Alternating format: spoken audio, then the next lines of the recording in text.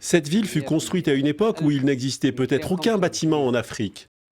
Au cœur de la mer Rouge, Souakine, le vieux port soudanais surnommé la Ville Blanche, sort lentement de son long sommeil de ruines. Épargné par les guerres qui ravagent le pays, mais rongé par le temps, le sel et l'abandon, cette île de corail bâtie il y a plus de 8 siècles rêve aujourd'hui d'un retour en grâce touristique. Nous essayons de préserver le patrimoine exceptionnel de cet édifice, car son architecture et ses décorations sont les plus remarquables de toute la ville. C'est pourquoi nous travaillons dur pour tout conserver. Sur le chantier de la mosquée soufie, ouvriers et ingénieurs s'activent pour relever les murs effondrés. Ici, une nouvelle génération d'habitants se retrousse les manches et refuse que Souakine tombe dans l'oubli. Ils ont utilisé des techniques et des matériaux qui ne sont plus employés aujourd'hui, comme la pierre de corail et le mortier de chaux.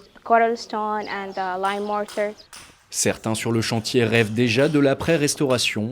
Bientôt, touristes et mélomanes pourront découvrir chants soufis et tambours traditionnels une fois ce lieu ressuscité.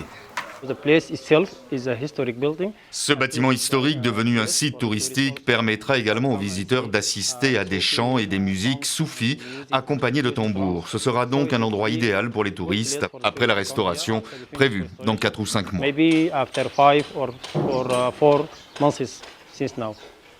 Le maire Abou Mohamed El Amin Artega, chef de la tribu Artega qui administre la ville depuis le VIe siècle, marche parmi les vestiges.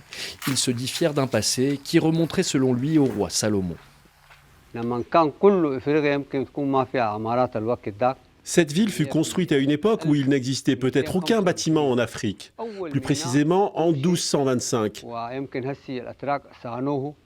Elle possédait le premier port de l'époque ottomane et toutes les maisons y étaient alors construites sur 3 étages.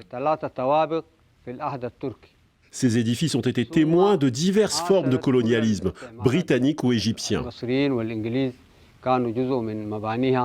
Malgré la guerre qui paralyse le pays depuis 2023, Souakine parie sur la paix pour redevenir le joyau touristique de la mer Rouge.